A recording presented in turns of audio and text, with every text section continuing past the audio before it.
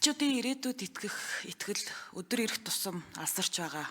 Иргэдийн төрд итгэл өдөр ирэх тусам суларч байгаа. Ийм цаг үед бид ерөнхий сайдад итгэл үзүүлэх хэсэг тухай асуудлыг улсын хурлаар хилцэж байна гэдгийг та нарт дахин сануулъя. Оюун эрдэнэ та бол Монголын ардчлалын түүхэнд хамгийн удаан ажилласан 5 жил ажилласан ерөнхий сайдаа. Тэгэхдээ засгийн газрын сайд нараа өөрөө томилох гэх мэт урд хожид байгаагүй маш их улс төрийн эрх мэдэлтэй байсан. Танай кабинет дотор зөрчил гарсан бол таны л томилсон хүмүүс. Мөн эдийн засгийн хувьд та хамгийн их эрх мэдэлтэй байлаа. Ерөнхий сайдаар ажиллах хугацаанд хамгийн их төсөв хөрөнгө зарцуулсан. 2021-с 25 онд зөвхөн төсвийн зарлага 120 их 80 төгрөгт хүрсэн. Энэ бол татвар төлөгчдийн хуруу умсаа хуглан байж олсон мөнгө. Монголчууд бидний байгалийн баялгаа заран байж олсон мөнгө. Гэтэл энэ хугацаанд монголчуудын амьдрал ингэж сайжрлаа, ийм асуудал шийдэгдлээ, тэдэн ажлын байр бий боллоо, залуусын мөрөөдөл ингэж биеллээ гэж ам бардам хэлэх зүйл нэгч байсангүй. Тийм ч учраас ардчилсан нам хамтарсан засгийн газарт орсон.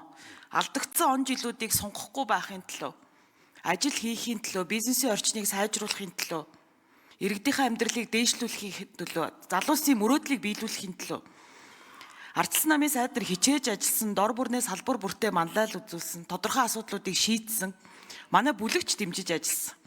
Гэтэл засгийн газрын тэргүүн нь өөрөө орлогоо нотолж чадахгүй байгаа асуудлаа хамтарсан засгийн газрын асуудал болгож байгаад харамсаж байна. Та анх гарч ирэхдээ эрх мэдэлд хүрэхдээ шудраг ёс тогтооно, авилгатай тэмцэн, ах нарынхаа алдаа завхралыг засна гэж амласан.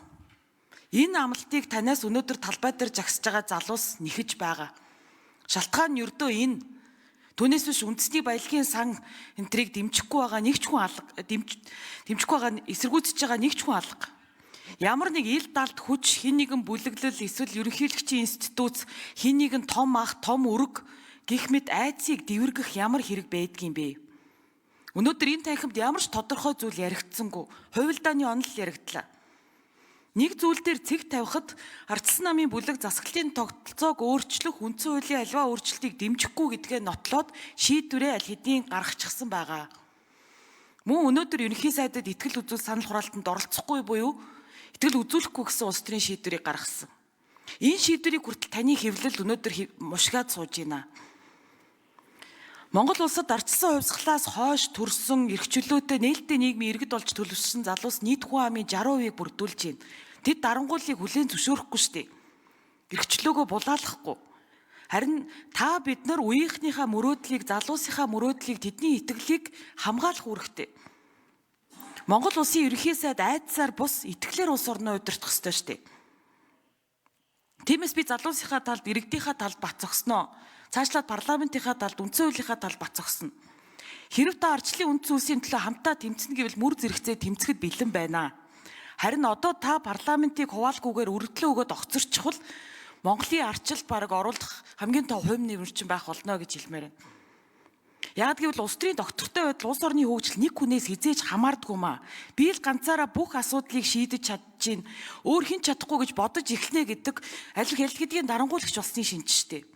Парламенттэй итгэлтэй. За тэгээд эцэст нь талбай дээр маш олон хоног тууштай жагссан иргэдийнхээ эрх ашигын төлөө тэмцсэн залуустай баярлалаа гэж хэлье.